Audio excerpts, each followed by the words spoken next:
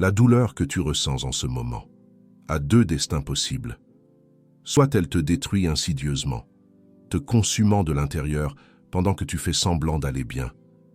Soit tu la transformes en une froideur calculée et tu renais plus puissant qu'avant. Il n'y a pas de juste milieu. Il n'existe pas l'option de simplement surmonter la douleur avec le temps. C'est le mensonge qu'on t'a vendu. Machiavel a découvert ça il y a 500 ans. Et les neurosciences de 2024 viennent de confirmer exactement pourquoi ça fonctionne dans les prochaines minutes. Tu vas découvrir le processus exact de transmutation émotionnelle que Machiavel a utilisé quand il a été exilé, torturé et dépouillé de tout ce qu'il avait construit. Mais d'abord, tu dois comprendre pourquoi la majorité échoue dans cette transformation. Et c'est parce qu'ils confondent froideur calculée avec refoulement émotionnel. Ce sont des choses complètement différentes. Et les confondre te détruira. Le refoulement, c'est repousser la douleur vers le fond. C'est faire semblant qu'elle n'existe pas. C'est construire un masque de force pendant qu'à l'intérieur tu t'écroules. Le problème avec le refoulement, c'est que la douleur refoulée ne disparaît pas. Elle s'accumule, fermente et éventuellement explose de façon qui détruise tout ce que tu as construit.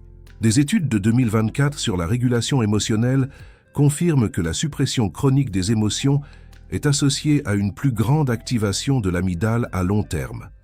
Ton cerveau devient plus réactif et non moins. La froideur calculée, c'est quelque chose de complètement différent. C'est observer la douleur avec une précision clinique. C'est comprendre exactement ce qui la cause. C'est extraire l'information utile qu'elle contient. Et ensuite, c'est utiliser cette information pour prendre des décisions stratégiques. Tu ne nies pas la douleur. Tu la traites d'une façon qui te donne du pouvoir au lieu de t'enlever. Machiavel a vécu ça dans sa chair en 1512. Il avait servi comme secrétaire de la deuxième chancellerie de Florence pendant 14 ans. Il avait négocié avec des rois, des papes et des généraux. Il avait observé le pouvoir de l'intérieur, documentant chaque schéma, chaque trahison, chaque mécanisme de contrôle. Et ensuite, il a tout perdu. Les Médicis sont revenus au pouvoir. Machiavel a été arrêté, accusé de conspiration. Ils l'ont torturé avec le strappado, une technique où on te suspend par les bras attachés derrière le dos et on te laisse tomber répétitivement. Imagine la douleur physique. Maintenant, imagine la douleur psychologique de perdre tout ce que tu avais construit pendant 14 ans en question de semaines. La plupart des gens se seraient détruits là. Ils seraient tombés dans le ressentiment, dans la victimisation, dans la paralysie. Machiavel a fait quelque chose de différent. Dans ses lettres à François Vettori durant l'exil, on peut voir le processus de transmutation en temps réel. Il ne nie pas la douleur. Il la décrit avec une précision brutale. Mais au lieu de rester là, il la transforme en observation. Chaque humiliation se transforme en donnée sur la nature du pouvoir. Chaque trahison se convertit en leçon sur la nature humaine. Chaque perte alimente la clarté qui éventuellement produirait le prince. Ce n'était pas du refoulement, c'était de l'alchimie psychologique. Et voici ce que la neuroscience moderne confirme sur ce processus. Une étude publiée dans Nature Neurosciences en 2024 a cartographié avec une précision sans précédent comment le cerveau régule les émotions. Ils ont découvert que la régulation émotionnelle effective active des régions spécifiques du cortex préfrontal antérieur. Ces régions sont impliquées dans des fonctions cognitives de haut niveau. Pensée abstraite, représentation à long terme du futur, planification stratégique. Et voici la découverte cruciale. Plus les personnes activent ces régions de régulation émotionnelle sélective, plus elles sont résilientes à expérimenter quelque chose de négatif sans laisser cela les affecter personnellement. Ce n'est pas qu'elles ne ressentent pas la douleur, c'est qu'elles la traitent de façon différente. L'amygdale s'active toujours initialement, la douleur s'enregistre toujours, mais le cortex préfrontal intervient avant que l'émotion brute prenne le contrôle de la conduite. C'est exactement ce que Machiavel décrivait sans avoir la terminologie neurologique. Et il y a quelque chose de plus que la science de 2024 révèle sur ce processus.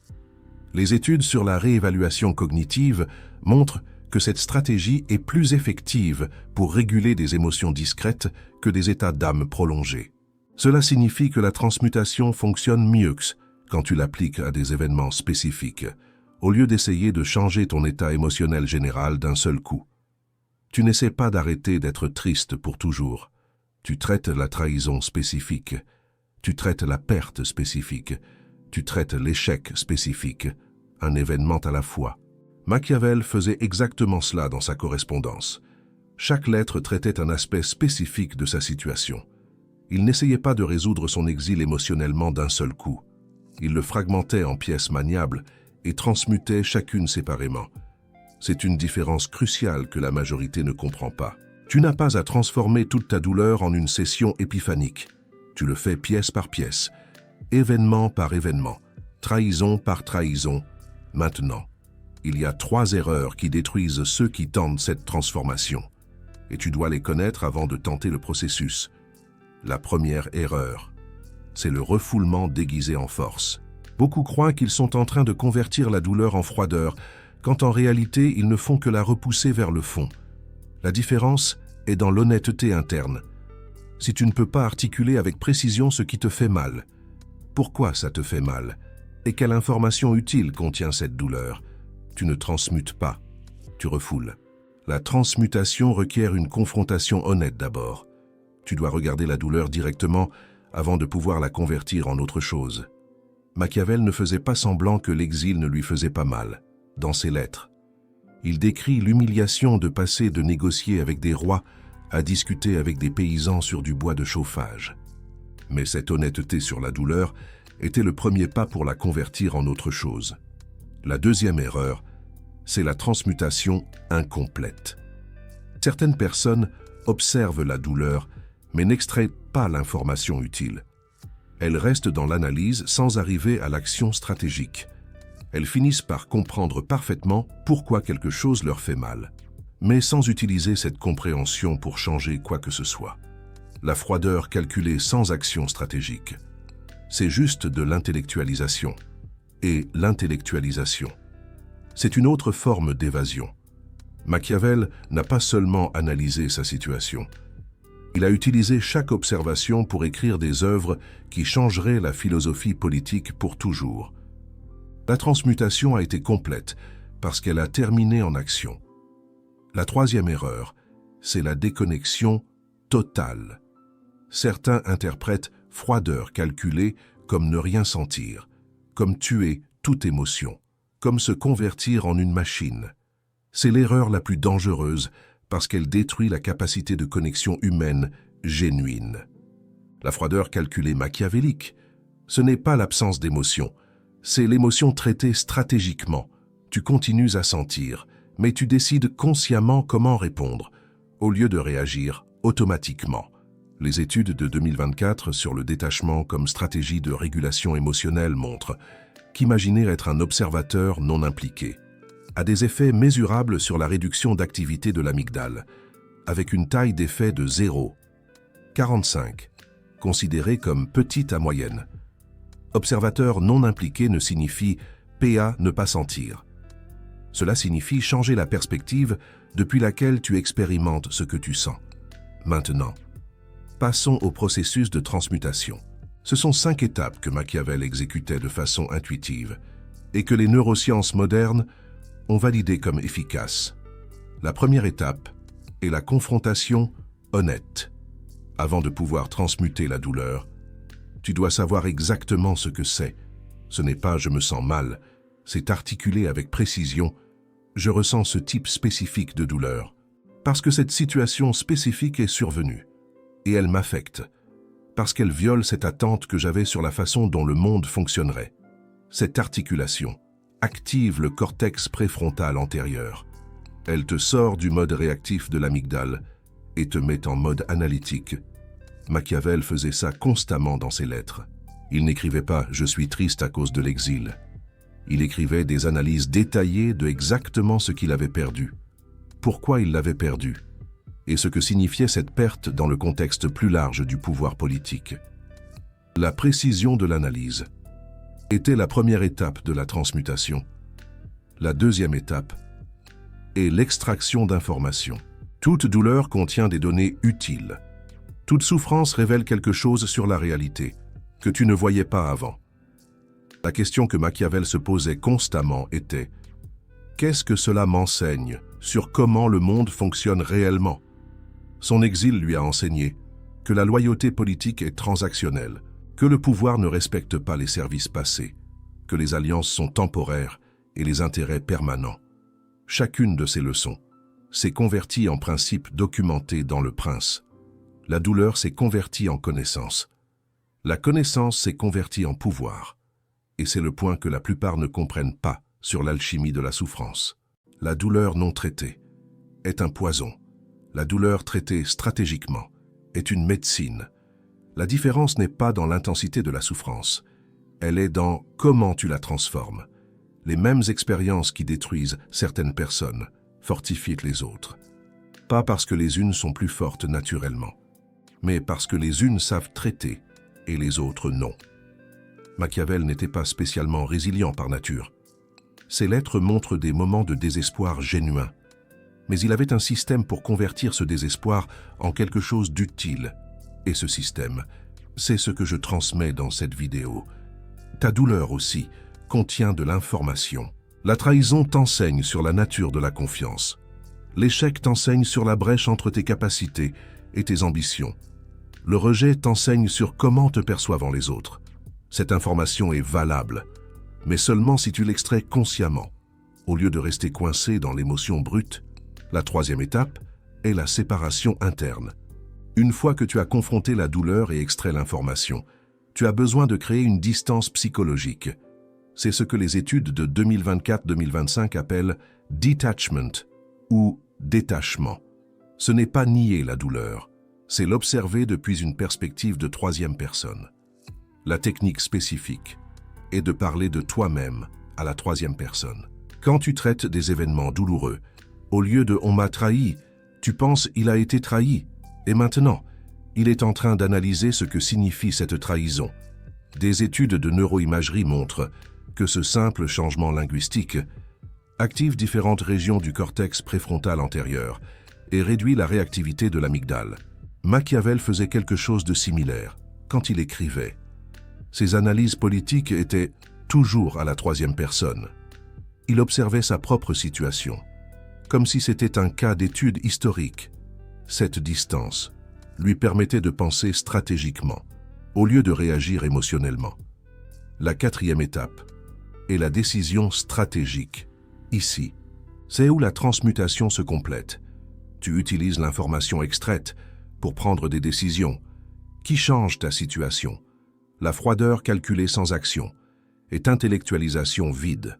La transmutation réelle termine en mouvement stratégique. Machiavel a décidé que s'il ne pouvait pas participer au pouvoir directement, il l'analyserait et le documenterait, de façon à le rendre pertinent à nouveau. Le Prince était une action stratégique, une tentative de démontrer sa valeur aux Médicis à travers la connaissance qu'il avait accumulée. Ça n'a pas fonctionné. Pour récupérer sa position politique immédiate. Mais ça a fonctionné. Pour convertir sa douleur. En l'œuvre la plus influente de philosophie politique de l'histoire occidentale, quelle décision stratégique vas-tu prendre avec l'information que ta douleur t'a donnée? C'est la question.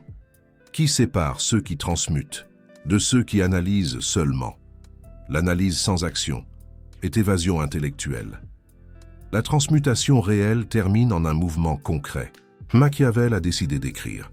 Il a décidé de documenter tout ce qu'il avait observé sur le pouvoir. Il a décidé de convertir son exil en une opportunité de réflexion qu'il n'aurait pas eue pendant qu'il était occupé avec la politique active. Ta décision peut être différente. Ça peut être terminer une relation que tu sais déjà qui te détruit. Ça peut être commencer un projet que tu as reporté par peur.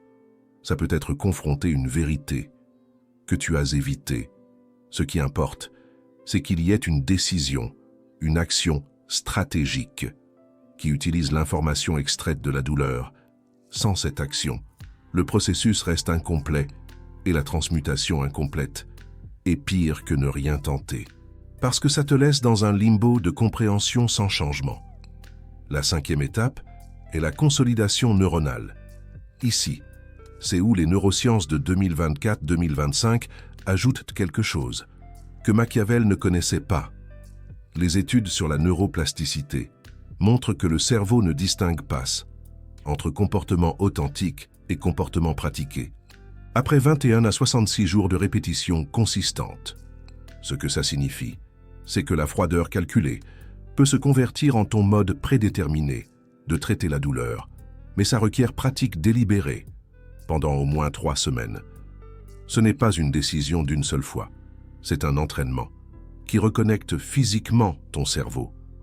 Une étude de 2025 sur la régulation émotionnelle cognitive sur le lieu de travail a montré que les participants qui ont complété 2 activités de reappraisal cognitif quotidiennement pendant 3 semaines de travail ont montré une réduction significative d'affects négatifs et une amélioration de performance au travail. 3 semaines de pratique délibérée, des changements mesurables dans comment tu traites les émotions. La transformation est réelle, mais elle requiert engagement soutenu, pas une décision momentanée. Maintenant, allons à ce que signifie réellement froideur calculée dans la pratique. Ce n'est pas ne pas sentir, c'est sentir, sans réagir automatiquement. Ce n'est pas être froid avec les autres, être stratégique. Il s'agit de savoir quand et comment exprimer ce que l'on ressent. Il ne s'agit pas de tuer ses émotions, mais de les canaliser vers des objectifs spécifiques. La personne d'une froideur calculée aime toujours, souffre toujours, se frustre toujours. Mais elle traite ses émotions à travers le cortex préfrontal avant d'agir. Il y a un intervalle entre le stimulus et la réponse. Et dans cet intervalle se trouve la liberté. Machiavel le décrivait ainsi. Le prince prudent ne doit pas permettre à ses émotions de dicter ses actions, mais il doit calculer froidement les conséquences de chaque mouvement. Comme un joueur d'échecs, cela ne signifie pas ne pas avoir d'émotions. Cela signifie que les émotions informent vos décisions, mais ne les contrôlent pas. La différence pratique est énorme. La personne réactive reçoit une trahison et attaque immédiatement. Sa réponse est dictée par l'émotion du moment, la colère, la vengeance. La personne d'une froideur calculée reçoit la même trahison et s'arrête. Elle analyse, elle extrait des informations, elle décide stratégiquement si elle doit répondre, quand répondre et comment répondre de manière à maximiser ses intérêts à long terme, comme Talleyrand toujours impassible. Parfois, la réponse stratégique est une confrontation directe. Parfois, c'est le silence. Parfois, c'est attendre le moment opportun, comme un joueur de poker qui attend la bonne main. Parfois, c'est faire semblant de n'avoir rien remarqué tout en repositionnant ses pièces, comme un politicien rusé. La froideur calculée vous donne des options. La réactivité émotionnelle vous les enlève. Il y a autre chose que vous devez comprendre à propos de ce processus. La transmutation de la douleur en froideur calculée n'est pas un événement unique. C'est une pratique continue. Chaque fois que quelque chose vous fait mal, vous devrez exécuter les 5 étapes de nouveau. Confrontation honnête, extraction d'informations, séparation interne, décision stratégique, en consolidation neurale avec le temps. Cela devient plus automatique. Les voies neurales se renforcent. L'intervalle entre sentir et décider s'allonge, mais le travail ne disparaît jamais complètement. La différence, c'est qu'il devient plus rapide et plus naturel. Les études de neurosciences sur la régulation émotionnelle montrent que les personnes qui utilisent habituellement la réévaluation cognitive ont une activation préfrontale plus efficace pendant les événements stressants. Leurs cerveaux sont littéralement entraînés à répondre différemment. Cet entraînement n'est pas magique. C'est le résultat de milliers de répétitions conscientes du processus. Machiavel a passé les 15 dernières années de sa vie dans un relatif obscurcissement politique. Il n'a jamais retrouvé le pouvoir qu'il avait eu auparavant, mais il n'a jamais cessé de pratiquer la transmutation. Chaque déception, chaque humiliation, chaque espoir frustré s'est transformé en matière pour ses œuvres. Les discours sur la première décade de Tite Live, l'histoire de Florence, l'art de la guerre. Chaque texte est une preuve de la douleur convertie en analyse stratégique. Et voici l'ironie historique. Machiavel est mort en pensant qu'il avait échoué. Il n'a jamais vu l'influence massive que ses œuvres auraient. Mais cette influence n'a été possible que parce qu'il a converti sa douleur en froideur calculée au lieu de se laisser détruire par elle. Les siècles d'impact sont nés d'années de transmutation pratique. Votre douleur actuelle a le même potentiel. Je ne dis pas que vous allez écrire le prochain Prince. Je dis que l'information contenue dans votre souffrance peut se transformer en quelque chose qui changera votre vie, mais seulement si vous exécutez le processus. La plupart ne le feront pas. La plupart préféreront rester dans l'émotion brute parce que cela demande moins de travail. La plupart préféreront le refoulement émotionnel déguisé en force parce qu'il est plus facile de faire semblant que de transmettre. Et la plupart continueront d'être détruits par des douleurs qui auraient pu les rendre plus forts. C'est la réalité brutale. Tout le monde ne peut pas exécuter ce processus. Il faut une honnêteté que la plupart n'ont pas. Il faut une discipline que la plupart ne développent pas. Il faut une volonté de regarder directement des choses que la plupart préfèrent ignorer, comme regarder la vérité en face. Si vous pouvez faire cela, vous avez un avantage énorme sur ceux qui ne le peuvent pas. Non pas parce que vous ne ressentez pas la douleur, mais parce que vous savez la convertir en pouvoir. Maintenant, je veux que vous pensiez à la douleur que vous portez en ce moment. Il peut s'agir d'une trahison récente, d'une perte significative, d'un échec humiliant, d'une déception profonde, comme un revers politique. Quoi qu'il en soit, cette émotion brute contient des informations précieuses. Qu'est-ce qu'elle vous enseigne sur la façon dont le monde fonctionne réellement? Qu'est-ce qu'elle vous enseigne sur les personnes impliquées? Qu'est-ce qu'elle vous enseigne sur vous-même? Quelles décisions stratégiques pouvez-vous prendre avec cette information? Ces questions sont le commencement du processus. Je ne vous demande pas d'arrêter de sentir. Je vous demande de traiter ce que vous sentez de façon à vous donner du pouvoir au lieu de vous l'enlever. Machiavel a écrit que la fortune est comme un fleuve impétueux, qui lorsqu'il déborde, inonde les plaines, détruit les arbres et les bâtiments. Tous fuient devant lui, tous cèdent à son impétuosité sans pouvoir s'y opposer. Mais cela ne signifie pas que les hommes ne peuvent pas se protéger. En temps calme, ils peuvent construire des digues et des barrages pour que, lorsque le fleuve grossit, ses eaux soient canalisées et son impétuosité ne soit pas aussi destructive. La douleur est ce fleuve. Elle va venir. Vous ne pouvez pas l'éviter. Mais vous pouvez construire les structures mentales qui canalisent sa force vers où vous le souhaitez. C'est cela. La froideur calculée. Ce n'est pas réprimer le fleuve, c'est le diriger. Il y a un dernier aspect de ce processus que vous devez comprendre. La froideur calculée ne vous rend pas moins humain. Elle vous rend plus efficace en tant qu'humain. Les personnes qui maîtrisent cette compétence sont capables de connexions plus profondes, pas moins. Parce que lorsque vous traitez vos propres émotions stratégiquement, vous avez plus de capacité à être présent avec les émotions des autres. Vous n'êtes pas épuisé par vos propres réactions internes. Vous avez de l'énergie disponible pour observer, comprendre et répondre à ce dont les autres ont besoin. Machiavel était connu pour ses amitiés profondes. Ses lettres avec François Vettori montrent une intimité émotionnelle remarquable. Il n'était pas froid avec ses proches. Il était froid avec les situations qui requéraient une stratégie. Cette distinction est fondamentale. La froideur calculée est sélective. Vous l'appliquez aux situations qui requièrent une analyse stratégique. Vous ne l'appliquez pas à tout avec vos ennemis. Vous êtes calculateur avec vos alliés proches.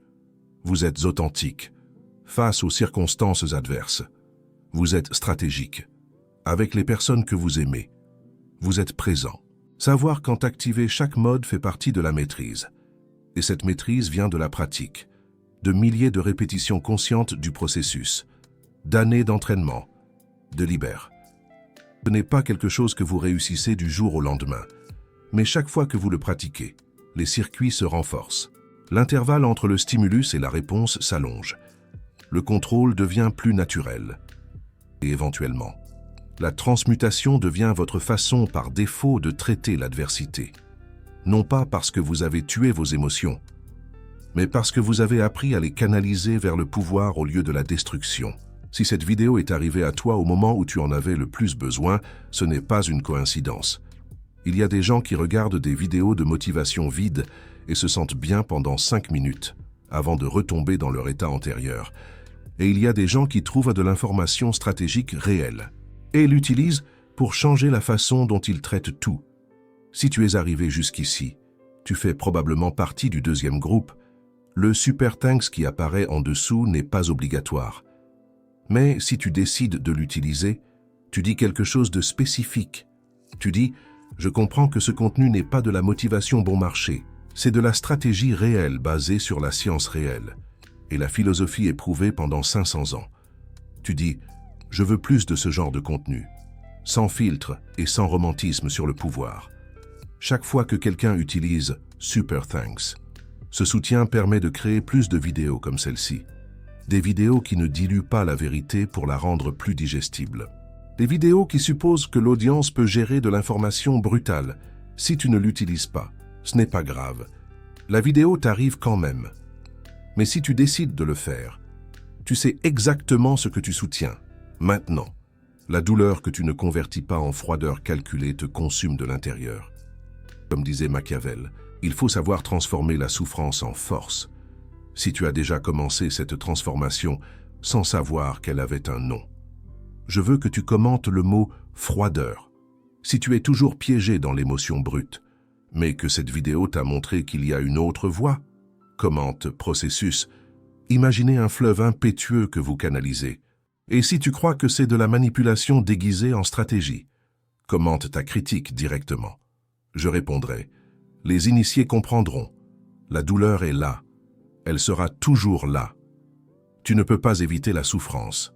Tu ne peux pas vivre une vie sans trahison, sans perte ou sans échec.